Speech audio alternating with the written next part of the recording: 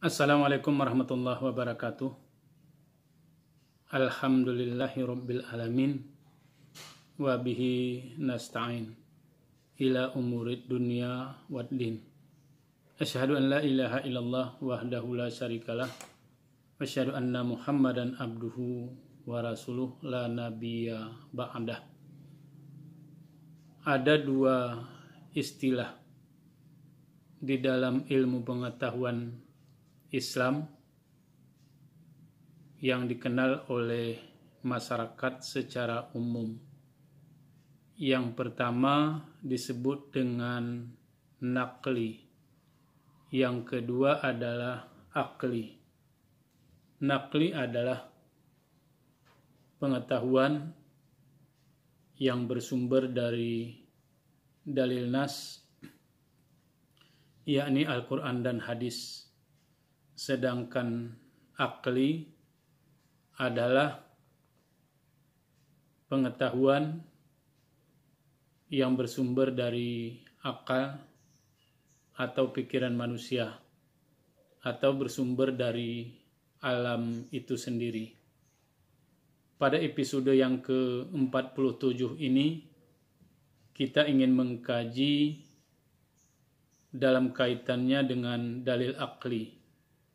Kita berbicara tentang adat dan budaya. Ketika kita berbicara adat, maka kita pahami adat adalah perilaku, adat adalah tingkah laku yang dilakukan oleh seorang, yang dilakukan oleh sekelompok orang secara terus-menerus dan secara turun-temurun. Ini adalah istilah dasar daripada pengertian adat. Kebiasaan-kebiasaan yang dilakukan oleh masyarakat kemudian diikuti oleh generasi sesudah mereka, ini diwarisi dalam proses pencontohan. Kita ingatkan bahwasanya adat, transformasi ilmu adat itu lebih banyak dilakukan dengan pencontohan. Kita sebagai orang atau masyarakat yang hidup pada saat sekarang ini banyak tahu tentang apa yang dilakukan oleh orang-orang sebelum kita, karena mereka melihat orang-orang yang sebelumnya lagi berbuat.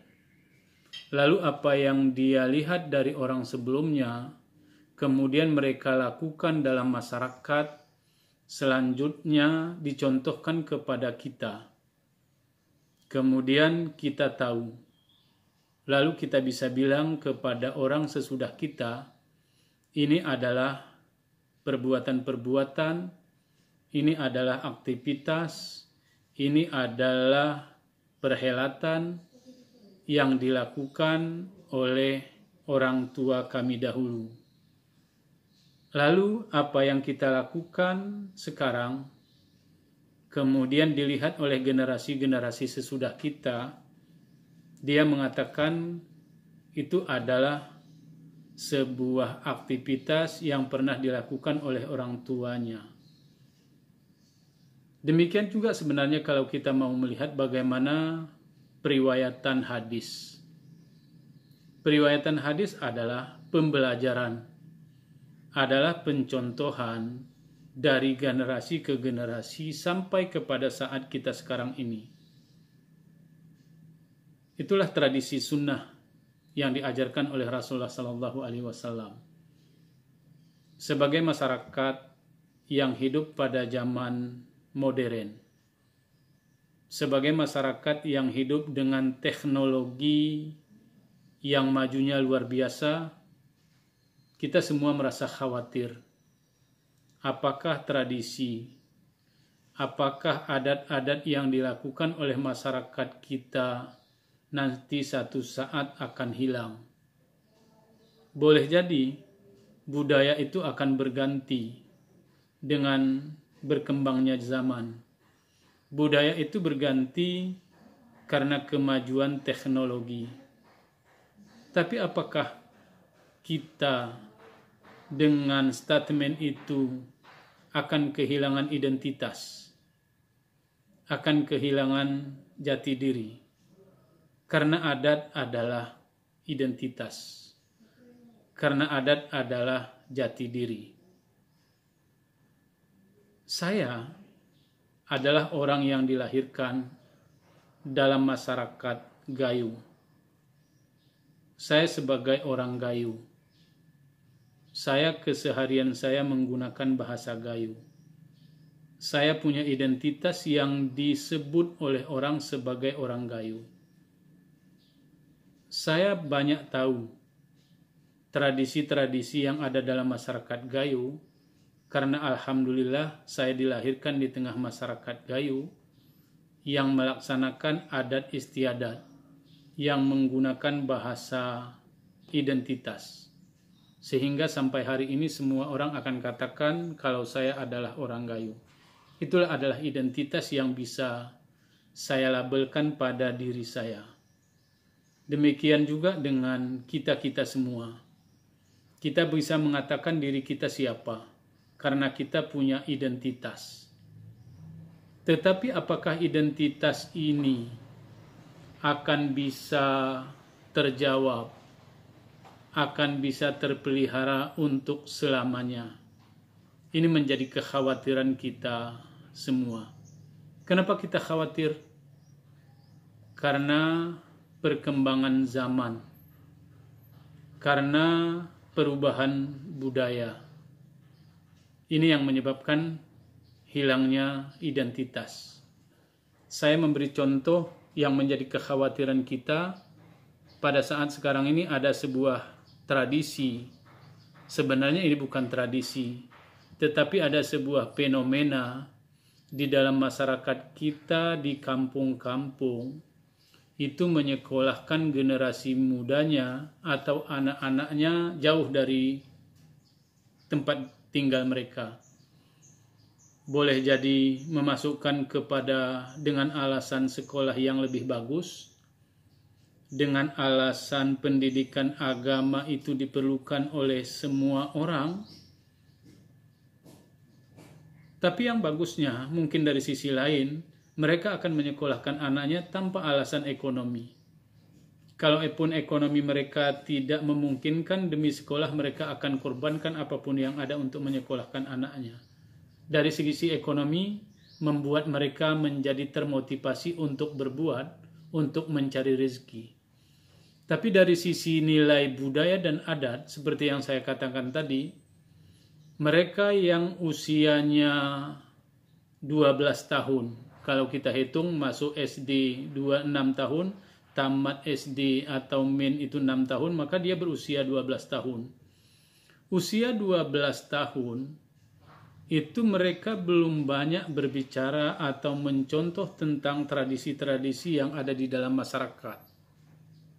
Kenapa? Karena mereka pada saat itu adalah masa bermain.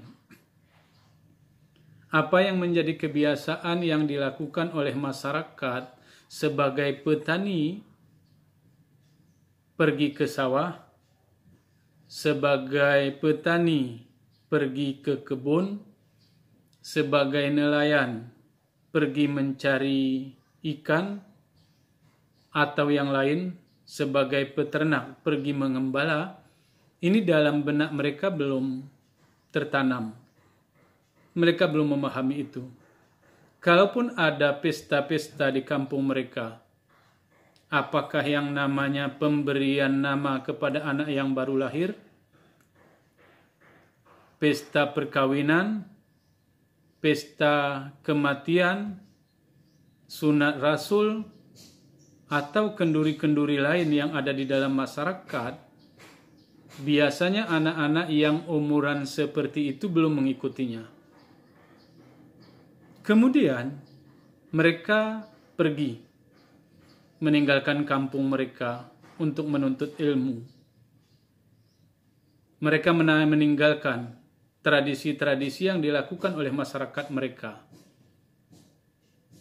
Akhirnya mereka yang pergi tidak lagi tahu apa tradisi-tradisi yang ada di dalam masyarakat mereka. Mereka akan menyambung sekolah dalam waktu 6 tahun. Dalam waktu 12 tahun. Satu saat mereka kembali di mana tempat mereka lahir. Sampai di tempat mereka lahir, mereka menjadi orang yang besar. Menjadi orang yang berpengetahuan. Yang mereka cari di luar. Tetapi mereka kehilangan identitas. Mereka tidak paham budaya-budaya atau adat-adat yang berlaku di dalam masyarakat mereka. Boleh jadi mereka satu saat menjadi pemimpin. Boleh jadi mereka menjadi satu saat menjadi guru yang ketika dia menjadi pemimpin, maka dia tidak akan merencanakan. Mereka tidak akan membuat satu program bagaimana untuk pelestarian nilai adat dan budaya yang ada pada daerah mereka. Karena mereka tidak tahu. Ketika dia menjadi guru, mereka tidak ajarkan kepada murid mereka bagaimana sebenarnya tradisi-tradisi yang ada di dalam masyarakat. Kenapa mereka tidak ajarkan? Karena mereka tidak menemukan atau tidak belajar tentang hal-hal tersebut. Ini menjadi penting. Sebuah proses pembelajaran di dalam kehidupan kita. Para pencinta ilmu yang dirahmati oleh Allah Subhanahu wa Ta'ala, kekhawatiran itu akan muncul. Karena itu kita ambil hikmah dari sebuah fenomena alam yang terjadi pada saat ini, COVID-19 atau wabah corona yang melanda dunia, yang memberi kita kesempatan untuk tidak keluar dari rumah, untuk berkumpul dengan keluarga, untuk berkumpul dengan masyarakat kita. Mereka yang selama ini jauh dari kita, kembali balik ke rumah. Mereka yang selama ini tinggal tidur bersama kita, mereka kembali ke rumah.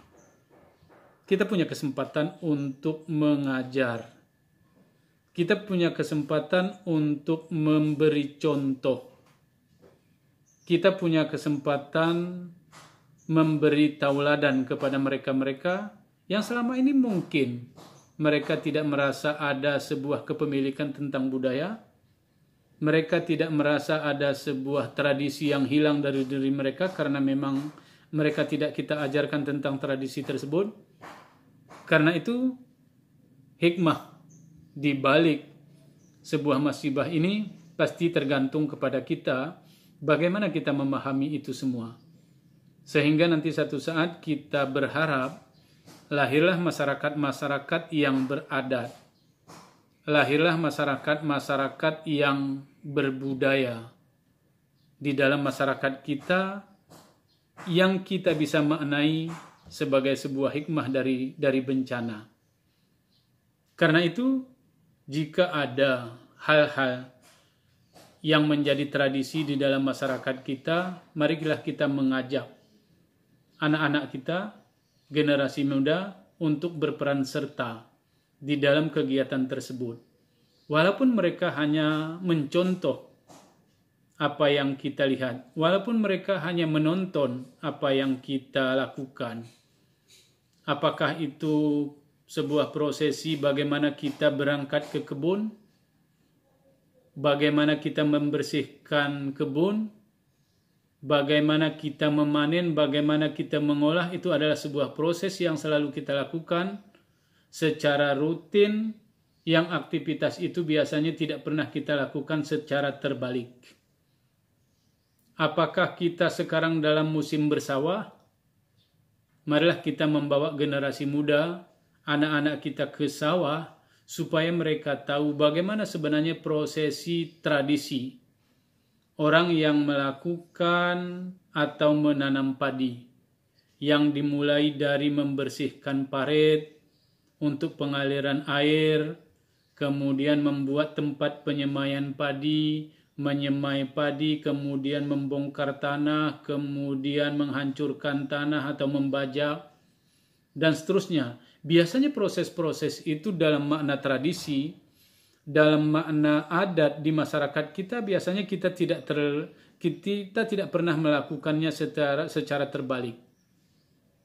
Walaupun mungkin ada hal-hal yang tidak bisa kita ajarkan lagi kepada generasi muda kita karena munculnya atau adanya teknologi. Umpamanya kita buat, dahulu kita menghancurkan tanah atau membongkar tanah dengan menggunakan cangkul. Sekarang muncul yang disebut dengan traktor. Dulu kita menganginkan padi, memisahkan padi yang bagus dengan yang tidak bagus atau yang kosong dengan menggunakan angin. Sekarang dengan menggunakan mesin. Bahkan sekarang terbaru di dalam masyarakat kita sudah ada mesin yang fungsinya adalah untuk memontong padi sekalian merontok dan seterusnya. Tetapi yang mau kita katakan, sebuah proses itu walaupun diganti oleh teknologi, walaupun diganti oleh mesin, prosesi itu tetap ada di dalam masyarakat kita. Demikian juga umpamanya dengan prosesi yang perlu pencontohan kepada generasi muda kita. Bagaimana tata laksana atau adat perkawinan yang ada di dalam masyarakat kita. Umpamanya biasanya di dalam masyarakat adat, hampir semua masyarakat itu sama. Yang mana sebuah prosesi pernikahan itu dimulai dengan meminang. Kemudian menetapkan mahar atau berapa besarnya mahar.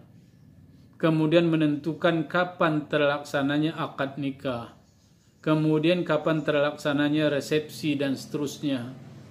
Kemudian setelah terjadinya akad nikah dan seterusnya, bagaimana memperkenalkan anak-anak yang sudah menikah ini kepada keluarga-keluarga yang terdekat. Dalam adat dan tradisi masyarakat kita, biasanya mereka yang baru menikah ini dia membawa nasi kepada keluarga terdekat, kemudian nasi yang dia bawa itu dimakan secara bersama-sama. Kemudian di mana lagi keluarga terdekat itu kita lakukan seperti itu. Kenapa? Karena supaya menunjukkan dari sisi lain kepada menantu, baik laki-laki atau perempuan, kita kasih beritahu ini adalah keluarga-keluarga dekat kita. Di sisi lain juga kita memperkenalkan inilah orang yang menjadi bahagian dari keluarga kita yang tidak bisa terpisahkan. Ini adalah tradisi-tradisi yang harus kita perkenalkan lagi kepada generasi-generasi muda dalam makna pendekatan secara adat.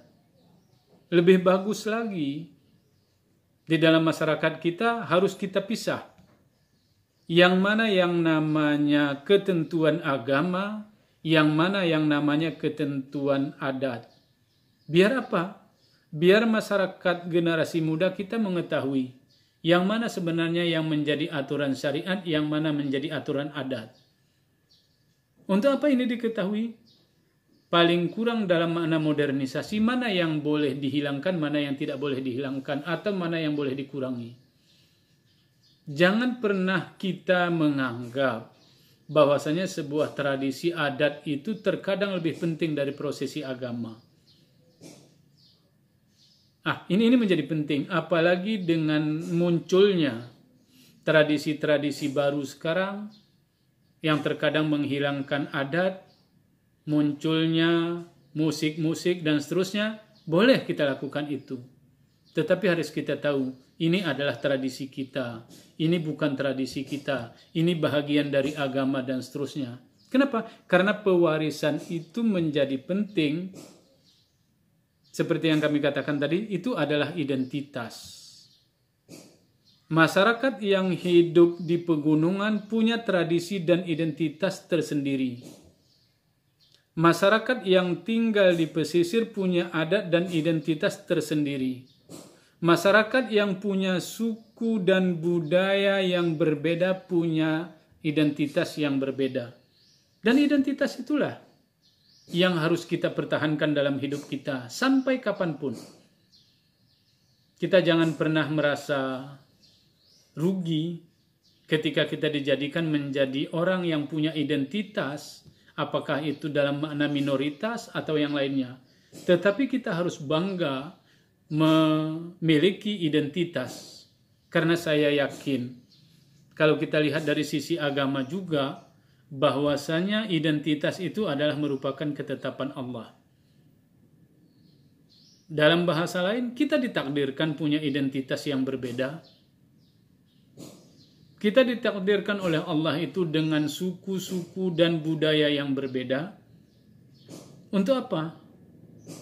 Untuk membuktikan bahwasanya kita dengan keberbedaan itu adalah sesuatu hal yang harus kita syukuri.